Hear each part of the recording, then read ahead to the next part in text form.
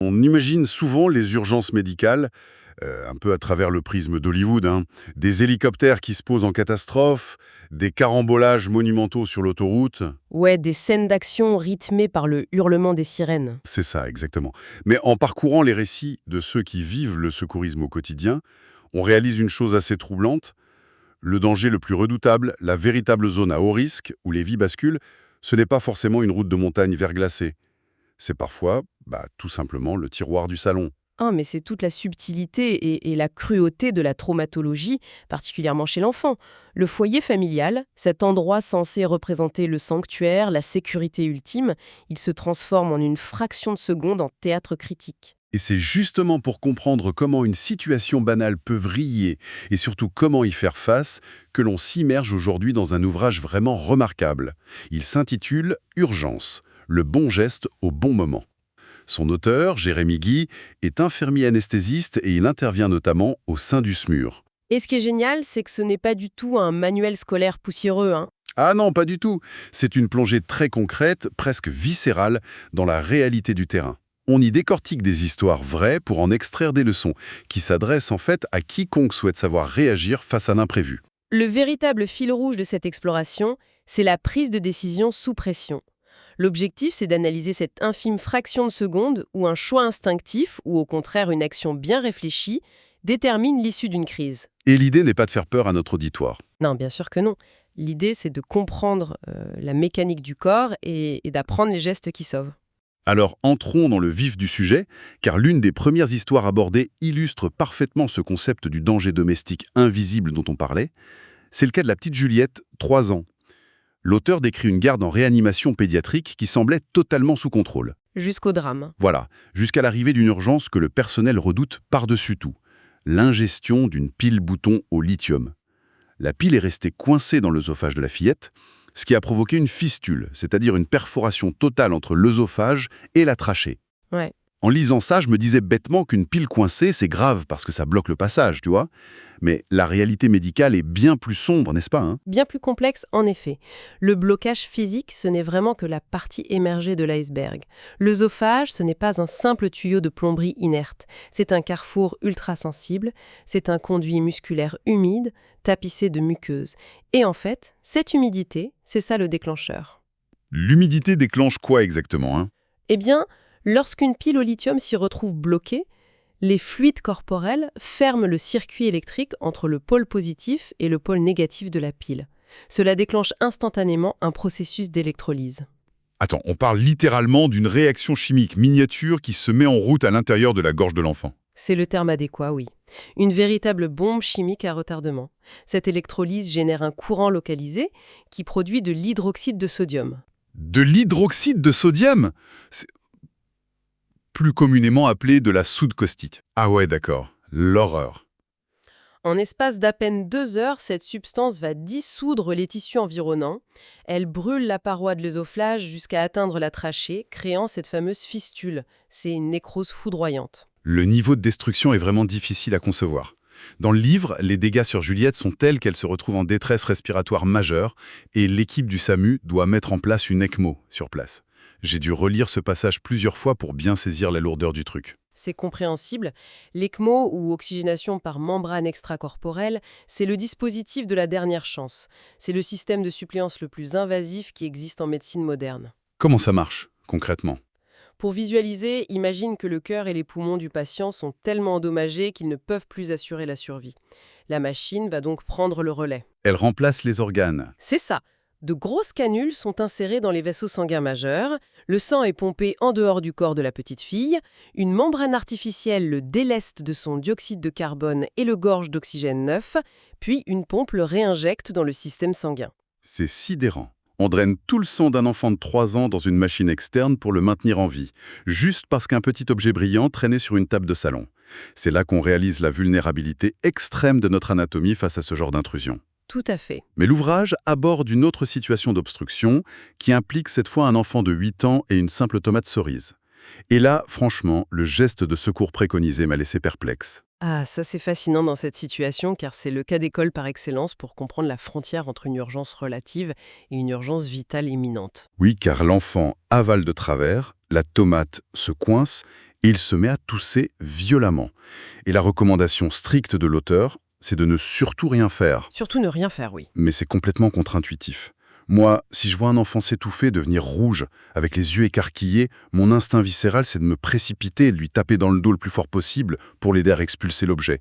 T'es en train de dire que c'est la pire chose à faire? C'est un réflexe naturel, on est tous programmés comme ça, mais c'est effectivement très dangereux. La clé de l'analyse ici repose sur l'évaluation de l'obstruction. Si l'enfant tousse, s'il émet un son, même un son un peu rauque, cela signifie qu'un filet d'air parvient encore à passer autour de l'objet. Donc ce n'est pas totalement bouché. Voilà, c'est ce qu'on appelle une obstruction partielle. Et il faut savoir que le corps humain possède un mécanisme d'expulsion redoutablement efficace, qui est la tousse. La pression générée par les poumons lors d'une tousse est bien supérieure à n'importe quelle tape dans le dos. Donc en tapant dans le dos à ce moment-là, on risque d'aggraver les choses en fait. Exactement. Si l'enfant est debout ou assis et que tu frappes son dos, le choc mécanique risque de déloger la tomate cerise et de la faire chuter plus profondément dans la trachée, là où le conduit se rétrécit encore plus. Oh là là. Tu transformes alors une obstruction partielle en obstruction totale. Le son se coupe, l'air ne passe plus du tout. L'enfant s'agite en silence. Et c'est uniquement dans ce scénario de silence total, d'obstruction complète, qu'il faut intervenir immédiatement avec les fameuses 5 claques fermes entre les omoplates. D'accord, donc les claques, c'est seulement s'il n'y a plus aucun son. Oui, suivi des compressions abdominales si ça ne suffit pas, ce qu'on appelle la méthode de Heimlich. C'est fou de se dire que la différence entre sauver une vie et provoquer un drame tient à la simple écoute d'un son. S'il tousse, on l'encourage à tousser. S'il est silencieux, on frappe. Mais cela nous amène justement à une dynamique très douloureuse abordée par l'auteur. Comprendre la théorie posément, depuis son canapé, c'est une chose. C'est clair. Mais quand l'accident se produit sous nos yeux, la panique court-circuite souvent le cerveau. L'enfer est pavé de bonnes intentions et les témoins accomplissent parfois des gestes destructeurs par pur désespoir de cause. Malheureusement, la littérature médicale regorge d'exemples où le besoin irrépressible d'agir vite l'emporte sur l'obligation d'agir bien. Le livre raconte 2 histoires qui illustrent ça de manière saisissante. Prenons le cas d'Ibrahim, un bébé de 18 mois. Un moment d'intention et il tire sur le manche d'une casserole. De l'eau bouillante se renverse sur lui, provoquant des brûlures étendues. Les parents, face aux hurlements de leur enfant, fouillent la salle de bain et finissent par étaler une épaisse couche de dentifrice sur sa peau à vif. Le fameux dentifrice. J'avoue que ce remède de grand-mère le l'a tous un peu entendu. L'idée que la pâte mentholée va apporter de la fraîcheur et apaiser le feu, ça semble presque logique sur le coup. Surtout quand on panique. Mais n'est-ce pas profondément humain? L'instinct nous hurle de faire quelque chose, n'importe quoi, quand un proche souffre. C'est une empathie tout à fait valide, c'est humain. Mais la logique s'effondre très vite quand on regarde la physiologie implacable de la brûlure. La sensation de fraîcheur de la menthe, c'est une illusion sensorielle pure et simple. Une illusion. Oui. Sur le plan thermique, la brûlure n'est pas juste un événement de surface. La chaleur pénètre les différentes couches de la peau, l'épiderme, puis le derme. Ce qu'il faut accomplir d'urgence, c'est extraire cette chaleur accumulée dans les tissus. Et le dentifrice fait l'inverse. Il fait l'exact opposé. Il se comporte comme un couvercle hermétique. La pâte épaisse va agir comme un isolant. Au lieu de se dissiper, la chaleur reste emprisonnée dans la chair et continue de détruire les cellules minute après minute, aggravant la profondeur de la lésion. Ah ouais, donc au lieu d'apaiser, on cuit la peau à l'étouffer. C'est une bonne analogie. Et de plus, on applique un produit non stérile, rempli d'agents chimiques, sur une peau qui vient de perdre sa barrière protectrice naturelle. Le risque infectieux devient colossal. Et du coup, quelle est la règle d'or? La seule doctrine valide face à une brûlure thermique, c'est la règle de l'eau. Un ruissellement d'eau tempérée, surtout pas glacée pour éviter un choc thermique, pendant 20 bonnes minutes pour refroidir les tissus en profondeur. 20 minutes, c'est long quand on attend les secours. C'est très long, mais c'est vital. La méconnaissance de l'anatomie amène aussi à des tragédies liées au massage cardiaque. L'auteur raconte l'histoire du petit Younes, 3 ans. L'enfant fait un malaise et perd connaissance. Son oncle, voyant le petit inerte, panique totalement. Et il décide d'entamer une réanimation cardio-pulmonaire. Voilà. Le problème, c'est qu'il ne place pas ses mains sur le sternum, l'os dur au centre du thorax, mais bien plus bas, au niveau du ventre, sur l'abdomen mou de l'enfant. Les conséquences ont été catastrophiques, nécessitant une chirurgie d'urgence pour réparer le foie. C'est tragique. Parce que l'anatomie pédiatrique est très spécifique. Chez un enfant de cet âge, le foie n'est pas entièrement protégé par la cage thoracique, comme chez un adulte. Il déborde sous les côtes. Et contrairement à une éponge qui pourrait s'écraser puis reprendre sa forme, un foie, c'est un organe plein, gorgé de sang et extrêmement friable. Un peu comme un ballon rempli d'eau. L'image est très juste. Appliquer tout le poids d'un adulte en compression rapide sur cet organe, c'est l'exposer à une rupture immédiate entraînant une hémorragie interne massive. Mais au-delà de l'erreur de placement des mains, l'erreur absolue dans ce récit, c'est d'avoir massé un enfant dont le cœur ne s'était pas arrêté. C'est le point clé qui m'a glacé le sang. L'enfant était inconscient, oui, mais il respirait encore. Et on ne masse pas une cœur qui bat. Jamais. Le massage cardiaque est une technique de survie extrême, conçue pour forcer la circulation du sang mécaniquement quand la pompe naturelle est à l'arrêt complet. Logique. Le préalable indiscutable avant d'entamer quoi que ce soit sur un thorax, c'est de vérifier la respiration. On bascule prudemment la tête de la victime en arrière pour dégager les voies aériennes, on s'approche pour écouter un souffle, on essaye de sentir l'air sur sa joue, de regarder le ventre se soulever. Et si on détecte une respiration irrégulière? Si ces signes sont présents, même si la personne ne répond pas, le cœur fait son travail. La marche à suivre est alors la position latérale de sécurité, la fameuse PLS, point final. C'est pour maintenir les voies aériennes ouvertes et on attend l'arrivée de l'ambulance. D'un côté, on voit à quel point notre anatomie peut être saccagée par un geste précipité ou par un tout petit objet, mais au fil de cette lecture, on bascule aussi vers l'autre extrémité du spectre. La capacité du corps humain à se régénérer, à survivre grâce à la science médicale, ça devient parfois du miracle. C'est le contraste de cette profession, oui. Je pense à l'histoire de Sonia, une adolescente de 16 ans. Son cas m'a semblé tenir de la science-fiction, sincèrement. Ah, Sonia. Si on relie cela à une perspective plus large, le récit du parcours de cette jeune fille permet d'explorer la complexité sidérante de notre système immunitaire. Pour donner le contexte à quiconque nous écoute, Sonia est une lycéenne en parfaite santé, très sportive, qui se retrouve du jour au lendemain dans le coma, ou du moins paralysée dans un lit de réanimation. Les yeux fixés au plafond, incapable du moindre mouvement, incapable de parler. Une situation terrifiante. Les médecins finissent par poser un diagnostic précis, le syndrome de Guillain-Barré, une maladie auto-immune fulgurante. Si on essaie de vulgariser ce qui se passe dans son corps à ce moment-là, c'est comme si le propre système de défense militaire de son organisme devenait subitement fou et paranoïaque, non? L'analogie est très pertinente. Le système immunitaire est conçu pour traquer et détruire des envahisseurs étrangers, comme des virus ou des bactéries.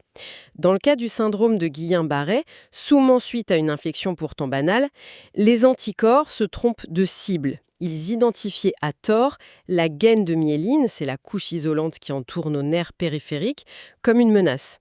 Donc l'armée sabote ses propres lignes de communication en quelque sorte. C'est exactement ça. Le cerveau de Sonia envoie bien des ordres pour bouger un bras ou pour respirer, mais les câbles sont coupés, le signal n'arrive plus. La patiente est littéralement enfermée à l'intérieur de sa propre tête. C'est monstrueux. Face à ça, l'ouvrage décrit le traitement mis en place et c'est fascinant. La plasmaphérèse, comment ça fonctionne concrètement pour inverser cette paralysie totale? Puisque le problème réside dans les anticorps qui circulent dans le sang, la solution médicale consiste à nettoyer ce réseau de distribution de l'intérieur. Le sang de Sonia est dérivé vers une machine, un séparateur cellulaire. On sort son sang de son Ouais, corps. son corps. Oui, on continue. Cette machine va séparer les cellules sanguines, donc les globules rouges, les plaquettes, du plasma, qui est le liquide dans lequel flottent ces anticorps toxiques. Le plasma contaminé est littéralement jeté, et la machine le remplace par un liquide de substitution sain avant de renvoyer le sang dans le corps de la patiente. Waouh! On effectue ce lavage complet sur plusieurs jours pour épuiser le stock d'anticorps destructeurs. Le niveau de technologie est fou. Mais ce qui rend le récit mémorable, c'est pas seulement la mécanique des machines, c'est le facteur humain. L'auteur raconte qu'après de multiples séances, Sonia commence à retrouver de minuscules mouvements. Les premiers signes de victoire. Et vient le moment où elle parvient, avec un effort inouï, à articuler un mot. Après des jours de silence angoissant, de paralysie totale, l'émotion palpable du personnel soignant est à son comble. Et ses toutes premières paroles ne sont pas pour exprimer sa peur ou sa douleur. C'est un moment magnifique. Elle regarde sa mère, assise à son chevet, et elle demande aux infirmiers d'allumer la télévision pour que sa mère puisse se divertir pendant l'attente.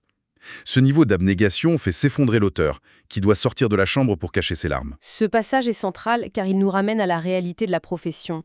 Derrière les uniformes du SMUR, derrière les protocoles rigides et la maîtrise des machines de CMO ou de plasmaphérèse se trouvent des hommes et des femmes profondément affectés par ce qu'ils vivent. Ils sont perméables à l'émotion. C'est la grande force de cette plongée documentaire. On prend conscience du grand écart psychologique monumental qu'exige une seule garde de nuit. Dans un chapitre, l'auteur décrit une intervention sur l'autoroute où il doit faire l'écureuil. Ah oui, l'écureuil, c'est très visuel. Une voiture est tellement compressée qu'il est le seul membre de l'équipe assez fin pour se glisser à travers la tôle cisaillée. Il rampe dans le noir, le visage collé à celui de la victime en arrêt cardiaque pour lui maintenir les cervicales pendant que les pompiers découpent le toit. L'adrénaline pure, la tension physique extrême. Et quelques heures plus tard, la même nuit, il faut affronter le silence écrasant, insupportable, le chagrin insurmontable face à la mort inattendue d'un nourrisson. La confrontation à la mort, particulièrement celle d'un enfant, laisse une empreinte indélébile, même chez les praticiens les plus aguerris. Et le contraste devient presque surréaliste quand, au petit matin, l'équipe est appelée pour une femme de 102 ans en détresse respiratoire, les poumons remplis d'eau.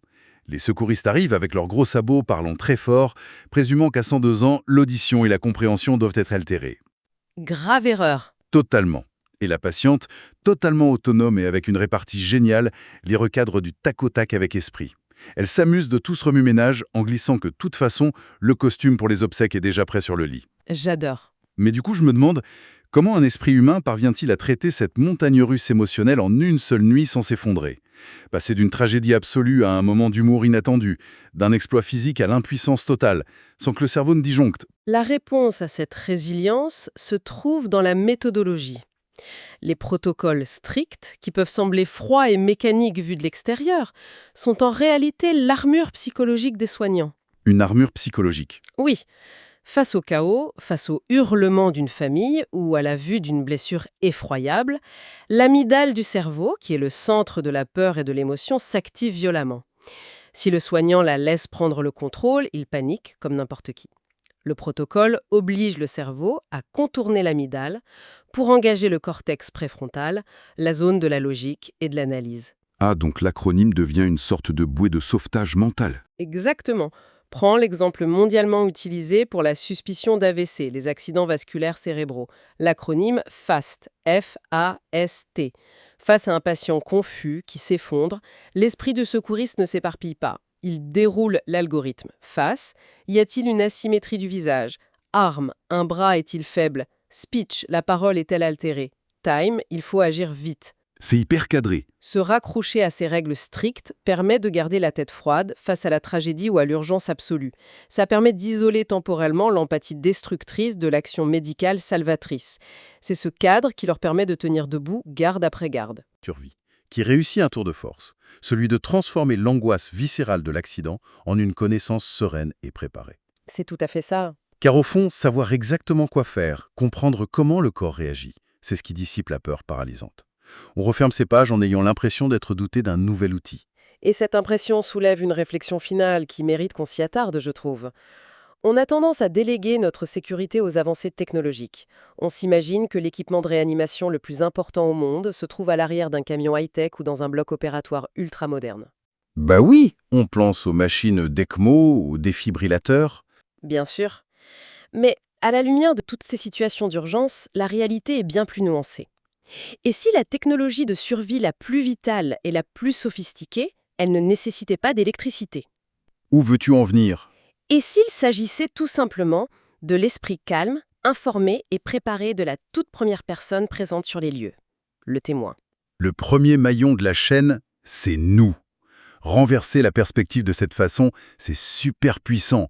Et c'est la meilleure des raisons pour donner fortement envie à quiconque nous écoute de se procurer cet ouvrage pour y découvrir les dizaines d'autres situations et apprendre enfin le bon geste au bon moment. Apprendre ces gestes, ce n'est pas qu'une question de curiosité médicale. C'est une compétence qui peut littéralement changer le cours d'une histoire. La prochaine fois que vous croiserez une ambulance, rappelez-vous que l'objectif ultime, c'est de savoir quoi faire bien avant que ces gyrophares n'apparaissent au bout de la rue. Gardons les esprits curieux et surtout, restons préparés.